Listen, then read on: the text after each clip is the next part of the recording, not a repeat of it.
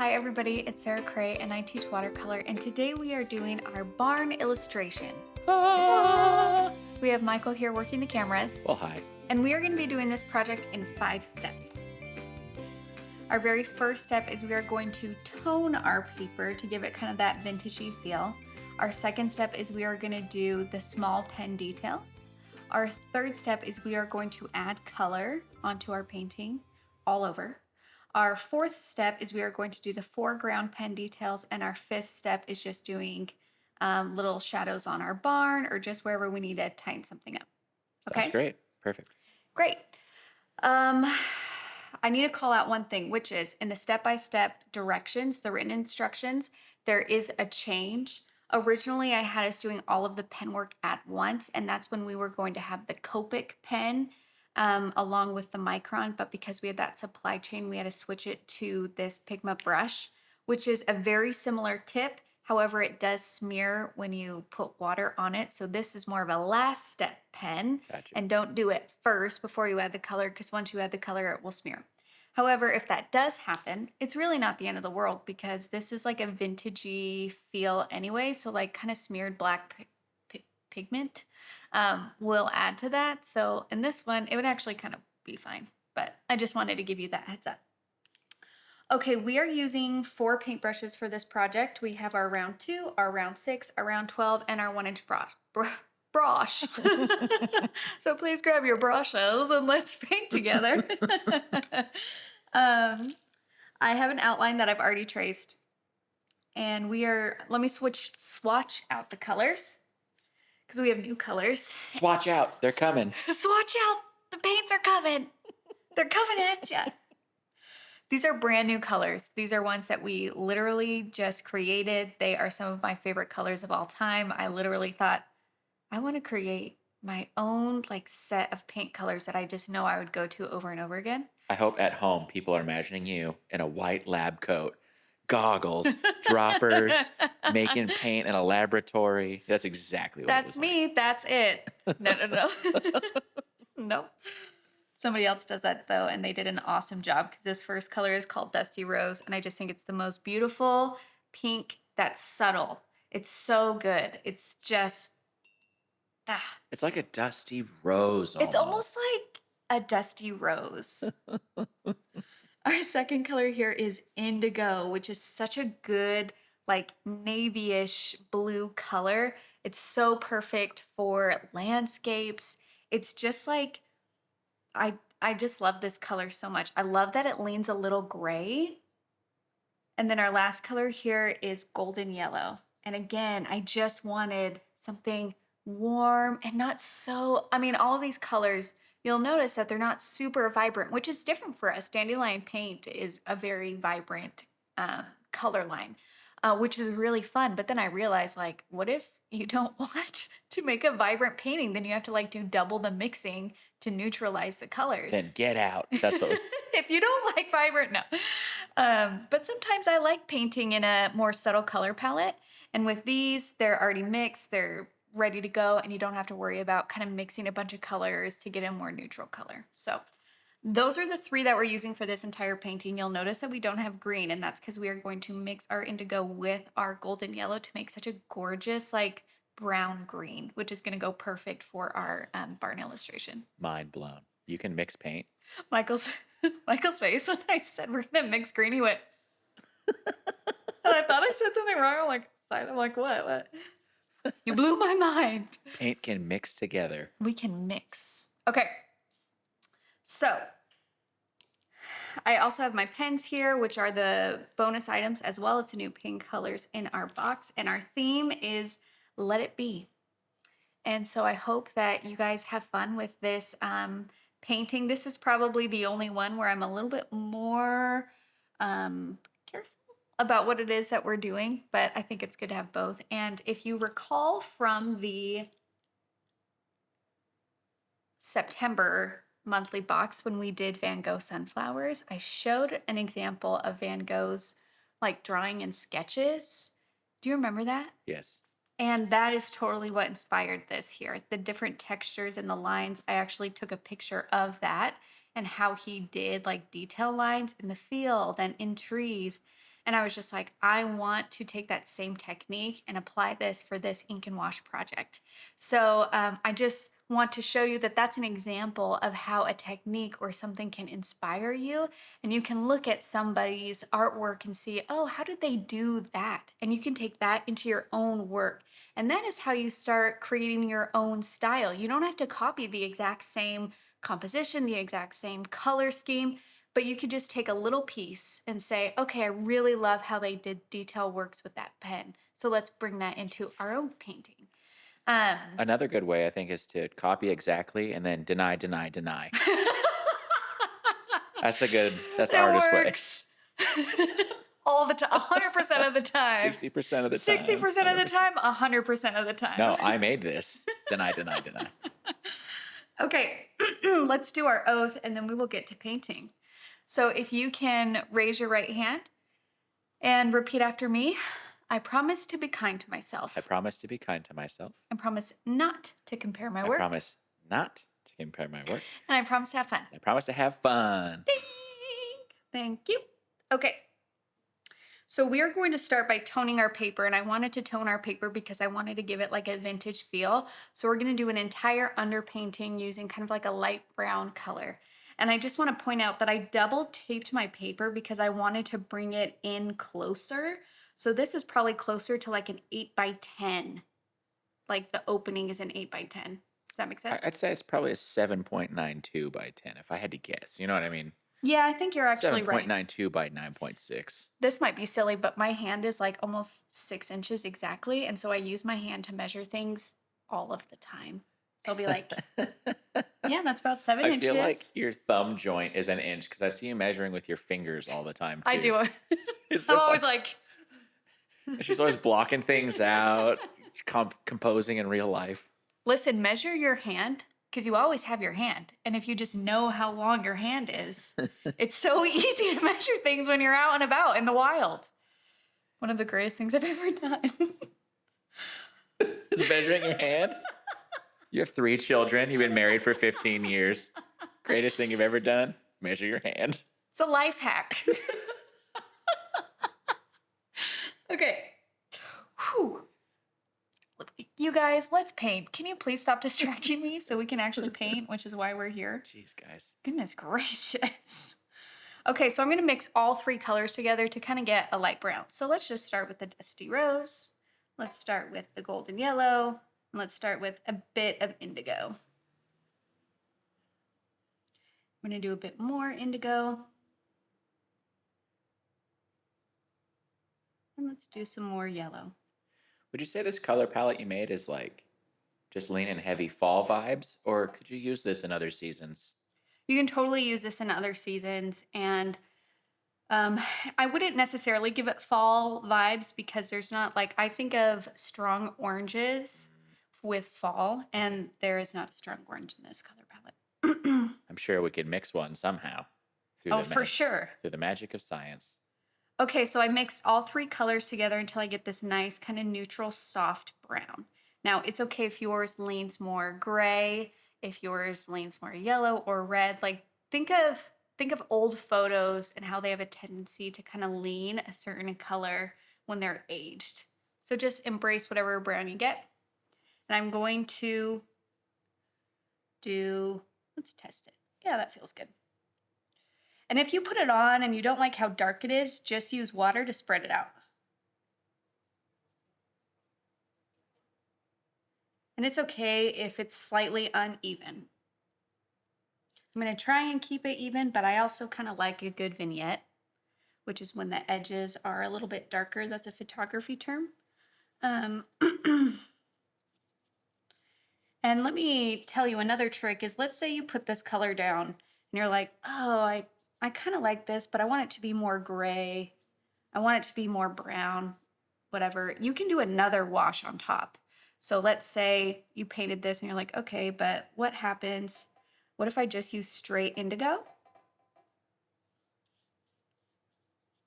And you see how putting indigo just right on top kind of grays it a little bit. So use that information wisely. with however you want to use it. With great power comes great responsibility. Use it responsibly. That's right. That's right. Now you just want to be careful though, because if you are being too hard on your paper and doing wash after wash after wash and like brushing really hard, um, you might start to degrade your paper. Because this isn't 100% cotton paper. This is more like a wood pulp paper, which works really well with liquid watercolors, but sometimes is not as structurally sound, I guess, as 100% cotton. So I just wanted to like point that out. Okay, that feels good. Now we are going to let this dry. We want to make sure it's totally dry before we move on to the next step.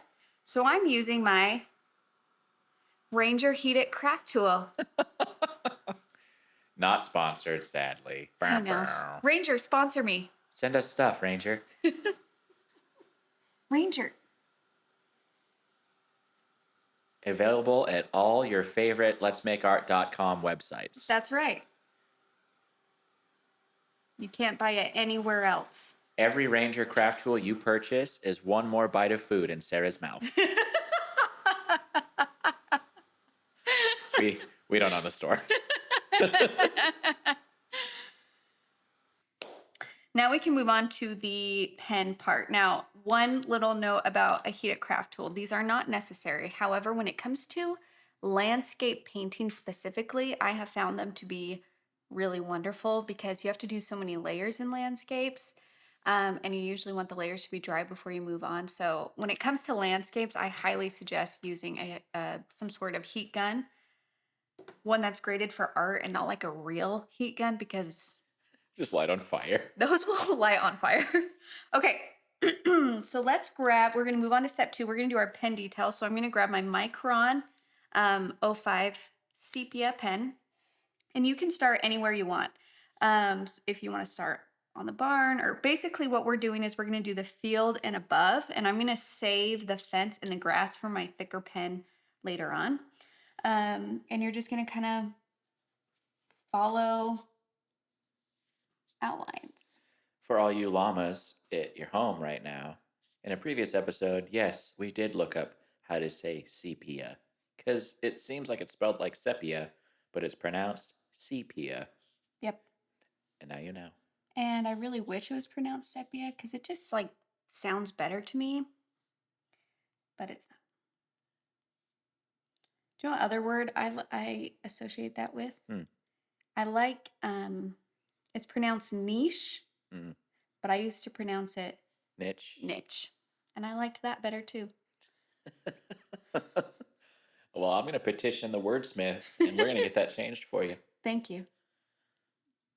Okay, so when it comes to doing these pen marks, I want you to know that you have complete freedom in how you want to go about doing this. If you want to do short, sketchy lines, you can do that. If you want to do solid, continuous lines, kind of like how we did the continuous florals and leaves, you can absolutely do that. Like, this is where it's such great practice for you to play with different mark making and know that there is not a mistake that you can make. That's not part of this. So for me, I'm kind of doing a combination. I did kind of strong lines here with my barn. And whenever you do detail lines, like on the roof, if I wanted to do detail lines, I want to tell you a trick, which is if you don't know what angle the detail line should be, it should be the same angle that the side is. So I wouldn't go in and do an angle like this. Does that make sense? Uh-huh. So you could just take your pencil and say, okay, it's this angle. So when I go to do my detail lines, you're going to try and match the angle. I feel like your pencil is curved. It is. So I'm just going to kind of do it without it. And it doesn't have to be exact, but it's just a great way, an easier way for you to know how to do these kind of detail lines. Same thing on this roof. This seems a bit tighter, the angle. And notice that I'm not doing strong all the way down. You know what I mean? Like, it's okay if it fades in and out. And then when I get to the sides, those are just going to go straight up and down, right? Because that's what these are. Unless you're in Missouri. And you have a barn that's like 100 years old. Then they are never straight up and down. Yeah. As long as the hay stays dry. It's all that matters. All that matters. So I'm going to put some in now. You can always add more later too. Okay, that feels good. And then for the trunks, I'm going to do lots of like thinner lines to make that trunk sturdy. For these bushes, I'm doing curly cues, which is scribbles. It's like continuous line scribbles.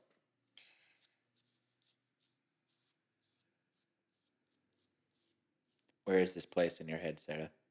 Missouri. For sure?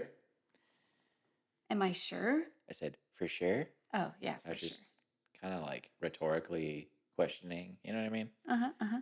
Like No. bros. We're bros. We are bros. And then if you want, you can just outline the shrubbery, or if you want to go in and do like texture within, go for it. Apples. Those are apples on that tree. These? I don't know. No, these are leaves. Wrong. Where's your painting, okay?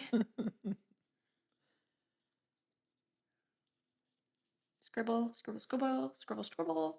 We got another field. So notice that there's like 2 different fields here.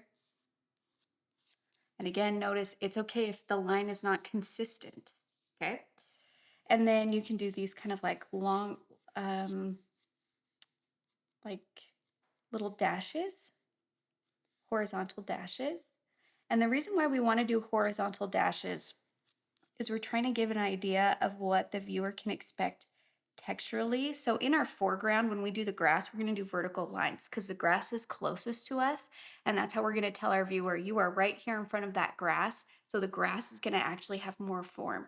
But as grass moves away from you in the field, it kind of takes up more of the shape of the land and the ground as opposed to the tufts that poke out.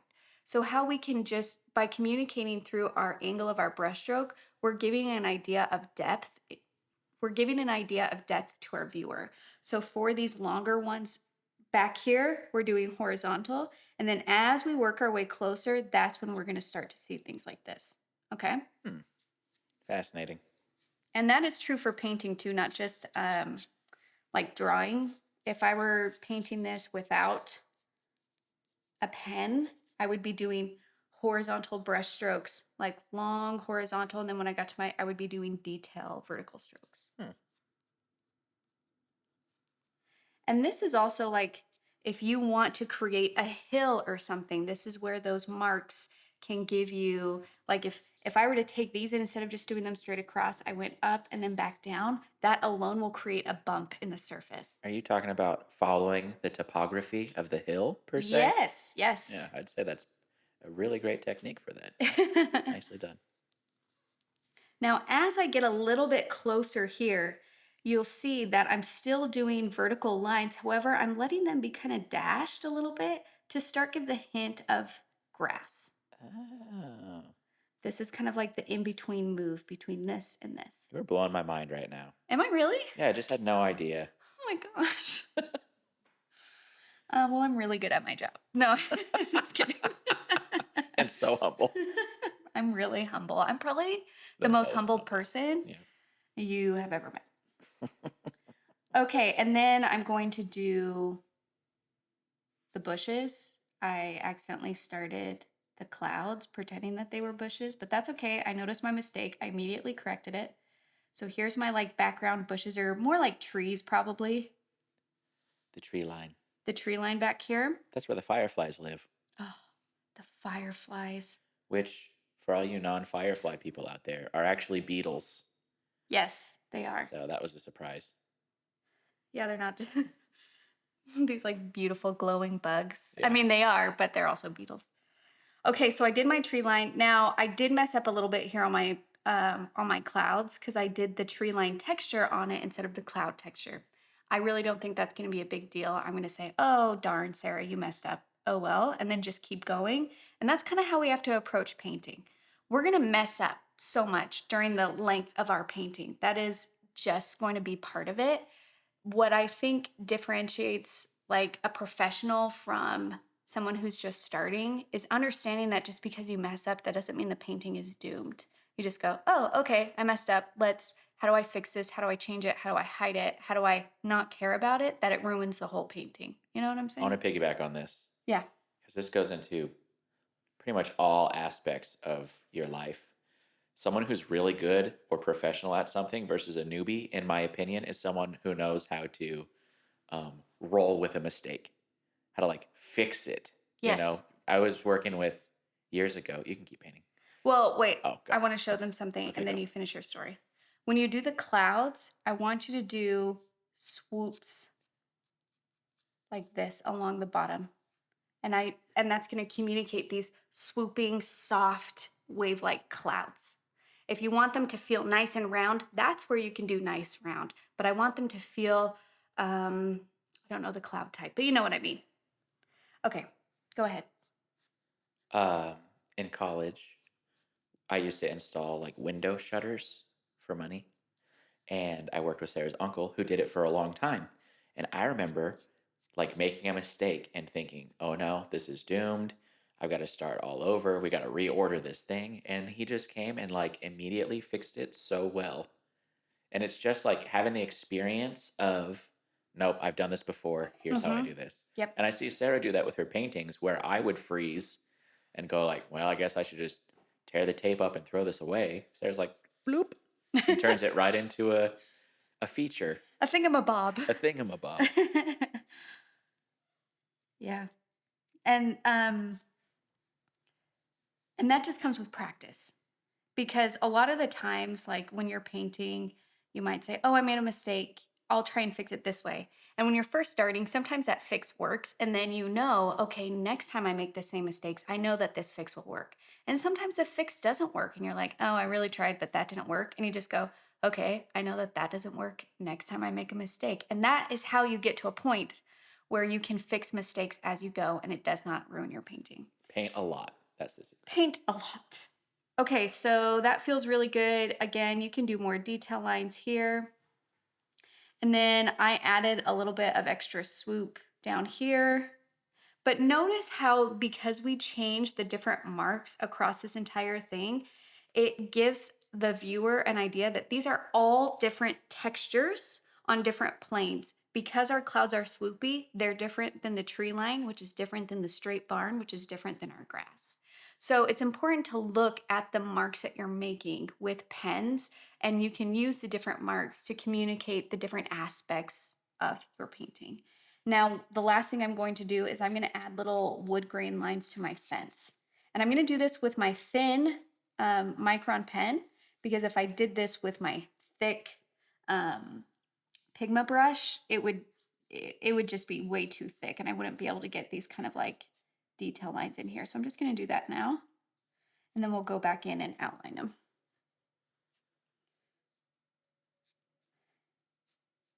I am currently looking up what kind of clouds those are because it piqued my interest.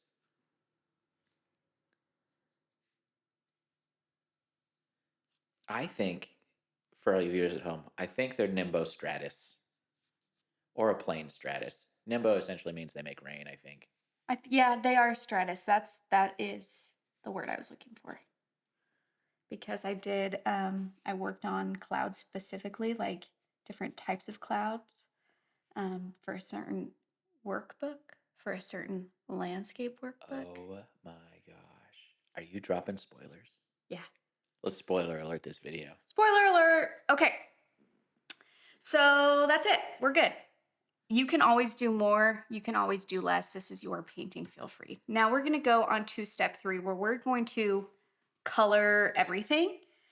I think what I'm going to start with is the barn, and then I'm going to go to the ground and grass area. Then I'll go to the clouds, and then we'll go back. Now, I will say that this is going to be a little bit tricky because we do already have a layer of paint down. And sometimes if you have too much water on your brush when you're trying to layer, it could actually pick the paint up that's underneath. So I want you to just kind of be aware of your paint and water ratios. And I'm going to start by mixing a brown. So I do still have a good, decent brown right here on my palette. And I'm just going to do another layer of all of those colors just to kind of deepen the value, darken the value. I I think Okay. this looks cool as it is, even, you know? Oh, yeah. And this is kind of more what Van Gogh's looked like. It was just kind of like Yeah. toned with drawings on it, which is beautiful. Okay, so you can take your round 6, your round 12, your round 2, whatever you feel comfortable painting. Oh, I just realized I didn't do these little bushes. So let me do those really quick. Before Sarah had fully hatched from her cocoon and she was still a larval artist, um, she would do paintings for like family members for Christmas and stuff. Hmm. And one year she used coffee to achieve this, I did. and it smelled nice. Those were so fun. So coffee paintings. Yeah, if you want to do coffee paintings, you totally can. Um, it's basically the same thing, just working in one paint color, right? So it'd be like a monochromatic painting. So you would just like add water to the coffee for a light brown and then use a lot of coffee for the dark browns and you can paint with it and it's really cool. You can do the same thing with tea. Tears, also. And tea comes in such beautiful colors. I've heard of people doing like red wine also, which would be really pretty. And then I'm just adding a little extra shadow along the top here. It's going to blend and move out a lot because I just laid it down, but that's okay. I actually really like that kind of like bloom look. It's going to give our barn a weathered look. Mm. So I'm going to leave that and then we'll move to our ground. I'm still using my 12. So I have indigo and let's get some more golden yellow here. And I'm going to mix green. Now, just so you know, when you mix this green together, it's going to be a brownish green, but I really like that green, and sometimes that speaks really good to um, the types of greens we might see in real life.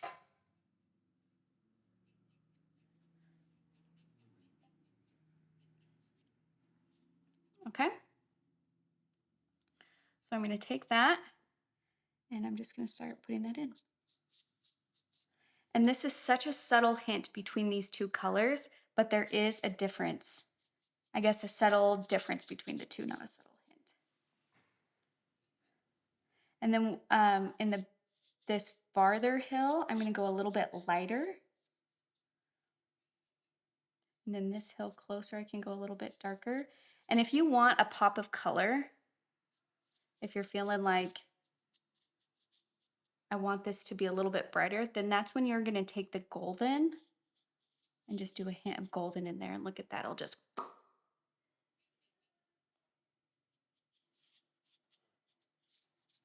As a fan of painting sound effects, I really approve of what you just did. And you can do like more just indigo, because if you think of like a grassy field, if you were to go out and look at fields, there's different like hints of color places. Sometimes the green is really dark, sometimes the green is really light, sometimes you do have a pocket of yellow, that kind of stuff. So allow yourself to kind of play. And then when I get to the foreground here, I want to break up my strokes. So here, these are pretty solid strokes. In the foreground, when I get here, I'm going to kind of do more like this. And this is going to match more up with our grass texture when we put our grass texture in. I just took Sarah's mom to our backyard to look at it recently. We have a nice field.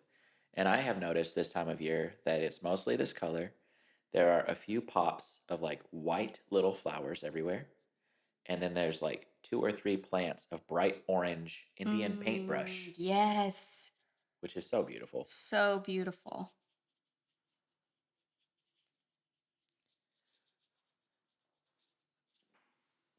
Lovely. And let's do our background trees.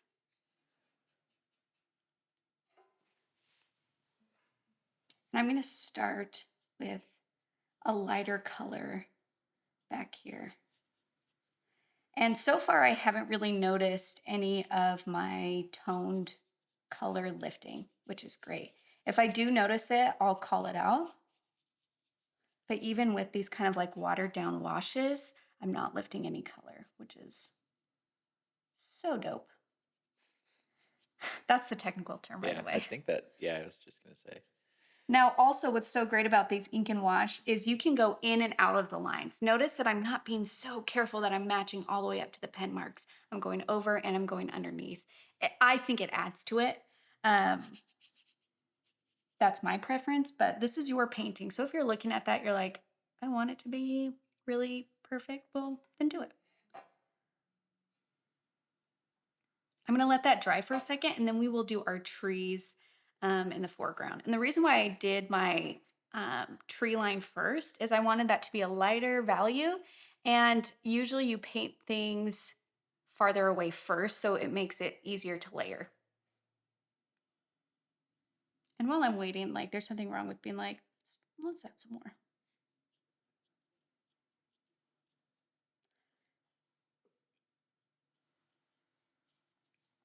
I really loved that strong yellow, so I'm going to do one more. Oh yeah, look at that. Oh, I like that. Oh, yeah. Oh yeah, I do really like that.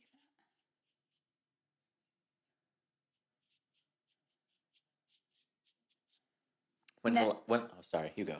I was just going to say, um, at this point, because I haven't totally put in my fence, I'm just kind of being aware that it's possible that I'll have to just like eyeball where my fence goes in. Maybe a little bit of the lines got lost on the ones that I didn't do like details with, but that really is not the end of the world. It is okay if you have to like eyeball placements of things. It is good practice for you guys on drawing. So like, please know that that's something we might have to do, and that's okay. Okay, what were you gonna say? I was going to say, I'm going to talk numbers with you. Okay, How many paintings do you think you do a day? 2 or 3? a day? Yeah. Yeah. When's the last time you just mid painting went, nope, and ripped it off the table and threw it away? And I ripped it off the table and Just threw it like, away. just went like, this one's not working out. Probably like 2 weeks ago. That's not bad numbers. That's not bad odds. Yeah. So you try to save things pretty much, is what you're telling me. Even if you're not liking it, you're like, I'm going to make this work. It is rare that I will stop a painting halfway through and toss it. It's rare. Okay. Because I really feel like you have to give paintings a chance to be something before you make a decision on them. And halfway through is usually not enough time to tell if it's going to be a winner or not. And when I do that, if that ever does happen, a lot of it is more my own mood Mm, and my own mental state as opposed to the painting itself. gotcha. Okay, so now I'm doing one more layer for these kind of bushes here. And you can see that by having that be a darker value, it pops it forward a bit. Now, if we want to like ground it a little bit, then you can just take some horizontal strokes and just pull some of that color into what's underneath. Actually, it was pretty funny. I like to do a painting every morning in my journal. And the other morning, I did this like pretty like glowy tree forest thing. And I really wanted to put an animal silhouette in the center of it. And it just was not working out. I first started with a fox, and I'm like, that does not look like a fox. And so then I was just like, I'll make this a bunny. And I made it into a bunny, and I'm like, that also does not look like a bunny. And I finally, after like 4 or 5 different animals, I was like, this is not meant to be. And I just like did bleed proof white over that whole section and just left the animals out. And sometimes you have to do that. Sometimes you have these great ideas, and then like you try. And if it's not working, you just have to say, all right, you know what? It's just not meant to be. And it's a pretty painting without it. So I'm just going to move on. Your problem was you didn't try capybara. Yes, that capybara in this forest. That would have been the animal. Okay. So here we go. It's looking really good. I also want to call out one other thing in the foreground, which is usually your foreground. If you're trying to communicate depth, your foreground is where you're going to have your lightest lights and your darkest darks, which is the most contrast. That's also why we're leaving these kind of toned pieces here, because that's acting as our lightest light within our painting, okay? And then when we do those thick black lines for our strokes, that's going to be our darkest dark. Okay, so I feel good about my tree line. I feel good about my field. Like, I love how the indigo is bleeding out right here and that gold color. It's just everything. Okay, but I need to get some fresh indigo to do my clouds. So this one we're using just straight indigo. I'm still using my 12. At any time, you can switch to your 6 or 2, especially in the smaller areas if you're just feeling a little like too big, like you can't control it. I'm going to take my indigo and go along the bottom, big swoops. Swoop it to the top. And you can decide how dark you want this to be. The stronger the color, the more like heavy the clouds will feel.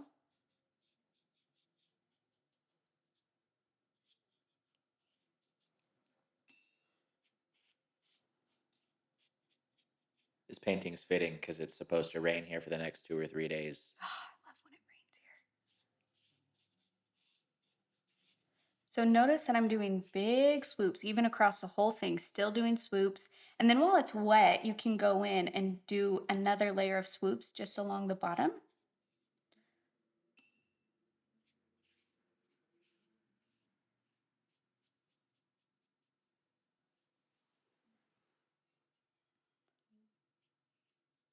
Maybe do a swoop in the middle. Let's just see what that does. Ooh, I kind of like that.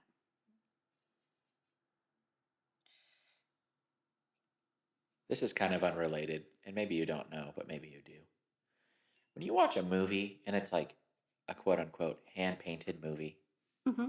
are they doing this for every frame of every part of the movie? Are they doing a painting?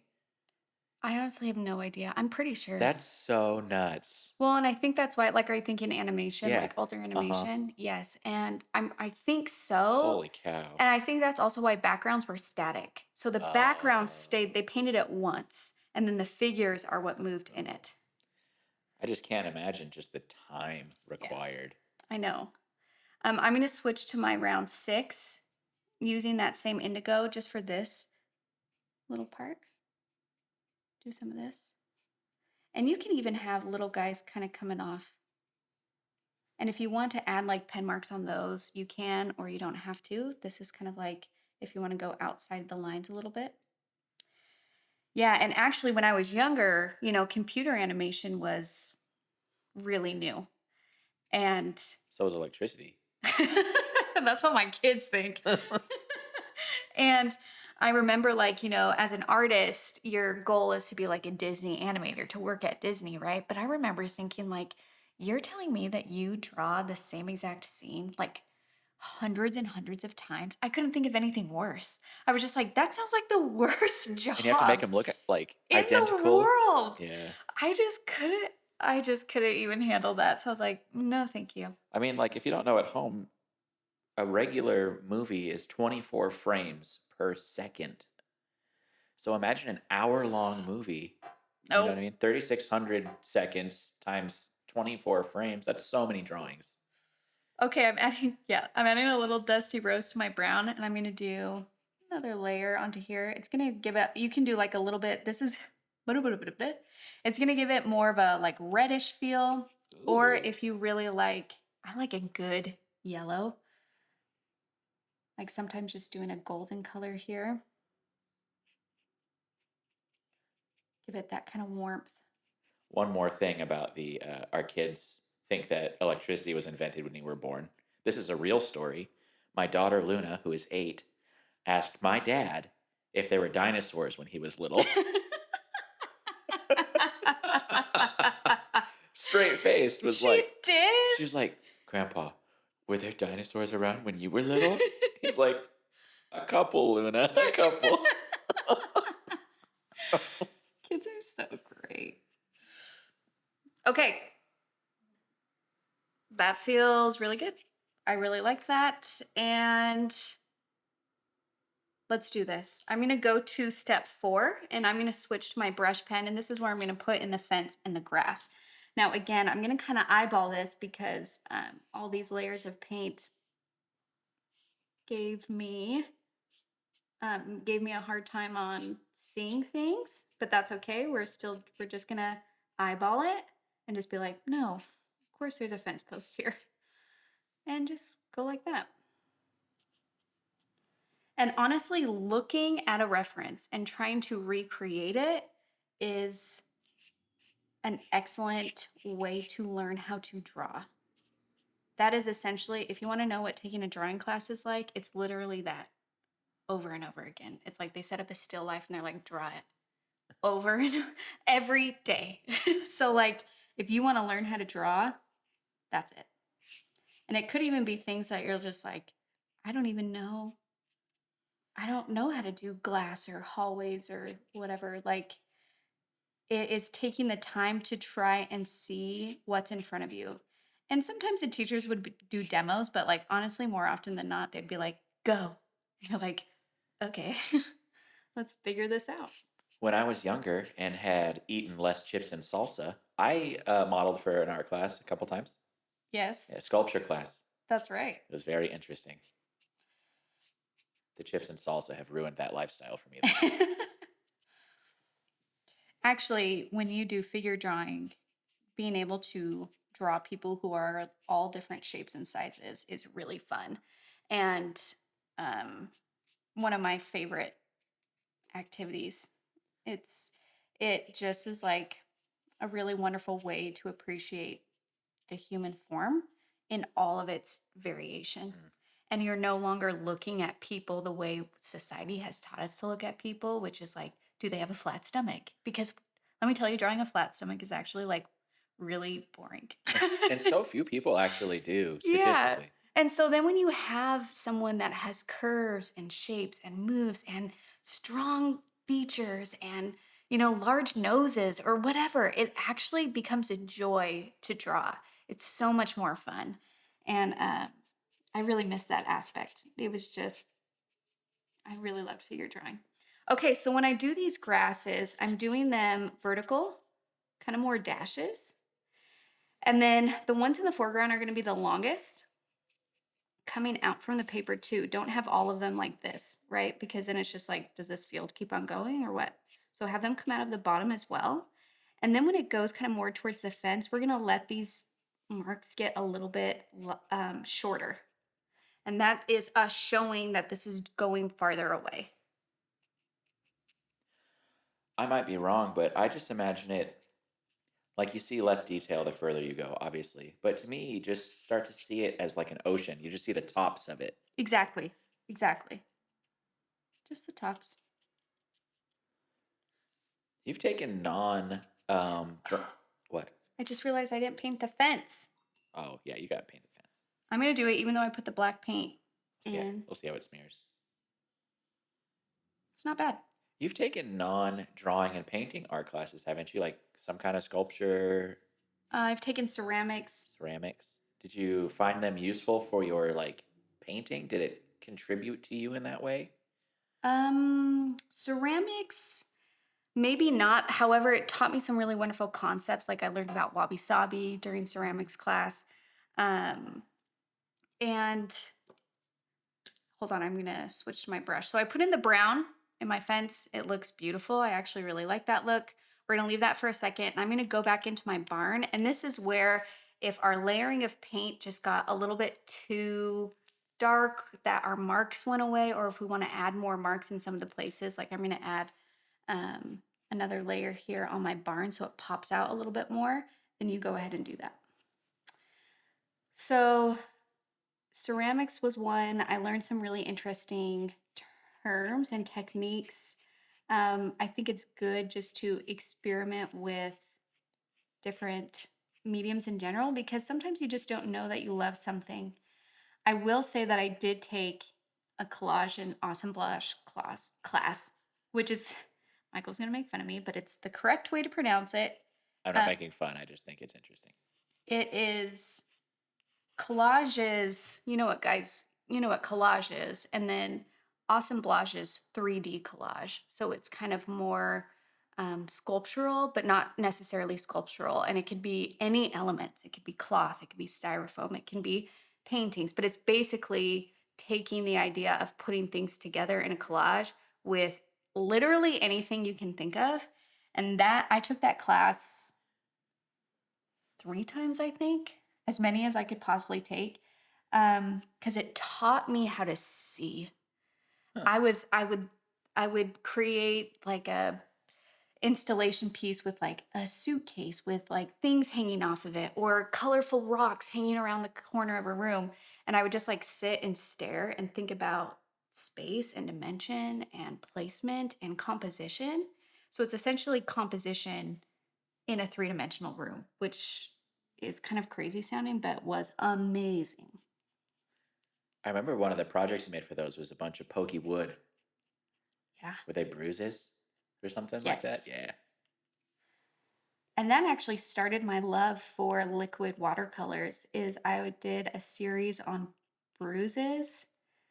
It was about violence, but I would play with these liquid watercolors and layer them with tissue paper over and over all these different colors. And I just kind of went with that theme. And then I started making wood collages of like these really bumpy, sharp woods kind of glued together. Um, Trying to communicate the feeling of a bruise that when you touch it, and how it goes deeper than the surface. That's awesome. But that class was huge in my overall art career in terms of opening my eyes to the world of art and what you can communicate using so many different tools. It was everything became something that you could use for art, which was really cool. I think that was kind of the initial point of my question was that like you don't have to take painting classes to really affect you as an art. Like even if you Mhm. are mainly a painter, like I don't know, just learning in general is good. Yes. Okay, so I feel good about this. The only thing that I'm kind of missing is you see how I have this uneven wash right here? Yes. I actually really like that, and I'm missing that from this. This is feeling a bit flat due to how even this washes. So I'm going to go in there and purposely mess it up. You can take paint that's already there and smear it. You can do another layer and then like just drop stuff in. What I'm trying to do is purposely create texture lines and blooms just to activate that space. And this kind of fell off a little bit too. So I'm just going to put that in. And I did put um, the paint in here, but it's actually not smearing too bad. Yeah. The thing with pens too, like sometimes if you just let them dry a decent amount, then they don't smear. And if you like most, how do I say this? Some pens you can draw and then immediately take water to them and they will not smear. Some you they will smear, but if you just let them dry for a minute, they won't smear. Um, so you just kind of have to play with your pens and see what they need because originally it can seem like, oh, these smear a lot. And then it's more like, oh, I just needed to let it dry for like a few minutes before I applied any kind of paint or water to it. I'm just going to redo some of these lines here, just a little.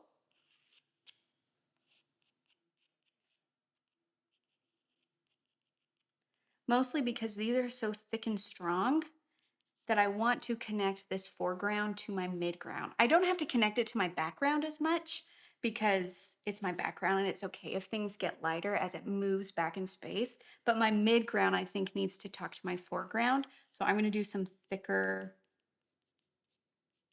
and more detailed grass lines here just to connect those two spaces.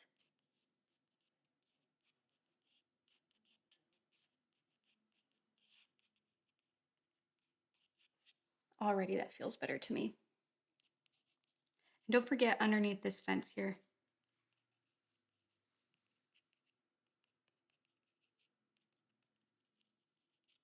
What mood does this painting give you? I feel like it's the calm before the storm, right? Do you see that? Yeah. Is that what you were asking? Yeah. I think mine is like somber, sleepy a bit. Yeah, sleepy. That's a good one. Okay, now the very last thing I'm going to do is the two very last things I'm going to do.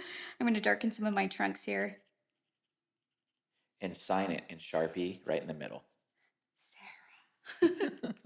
I'm going to add one more layer of shadow to my barn Warren. right underneath the roof. So I'm taking indigo.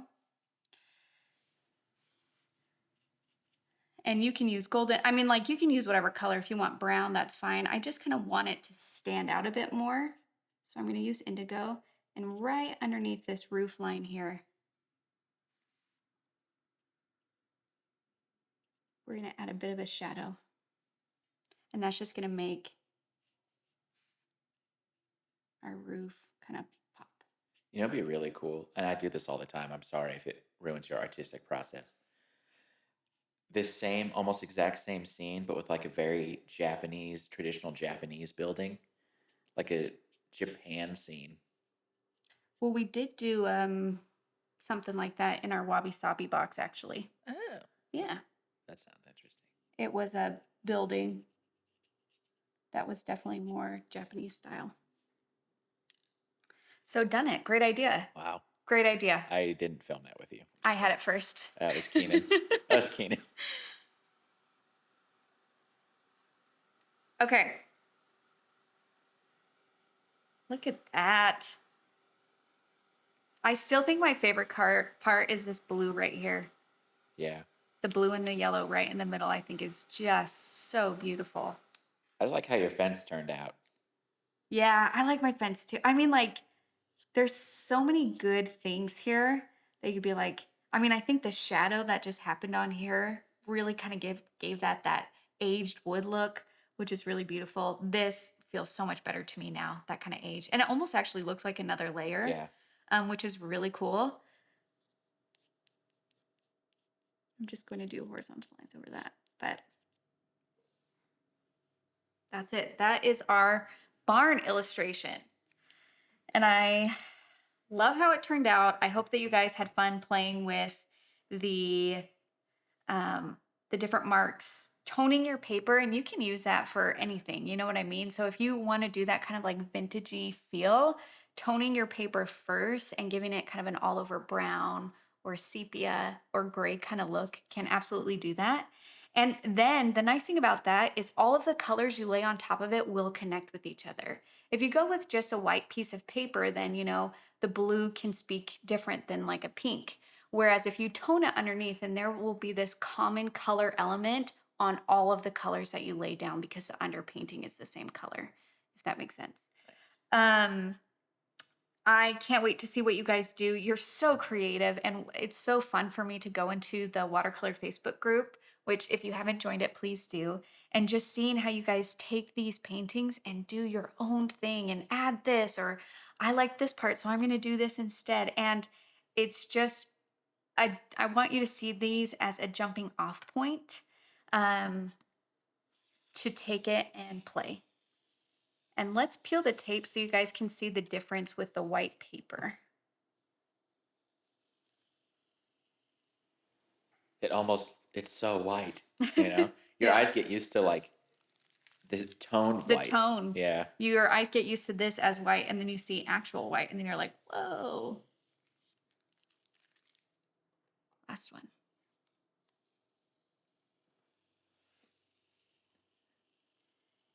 And now if you're like, okay, how do I sign this? Take your pen. Usually you do bottom left or bottom right. I know left is standard, but I don't know if it actually matters. And then right underneath here. Sign. Beautiful. That's it. I just want people to know that Sarah puts like little leaves on the end of her signature. Mm-hmm. I thought they were hearts forever, and I was like, "Aw." Signs her name with little hearts on them. I don't know if little leaves are better, but I feel like they are. Because when he's like, I thought those were hearts. I'm like, you thought I put hearts all over my name? No, they're leaves. I've known Sarah for a long time, to the time where she probably would have put hearts on it, you know? Yeah, probably. There we go. She's done. Beautiful. Thank you guys so much for painting with me. I'll see you next time. Bye.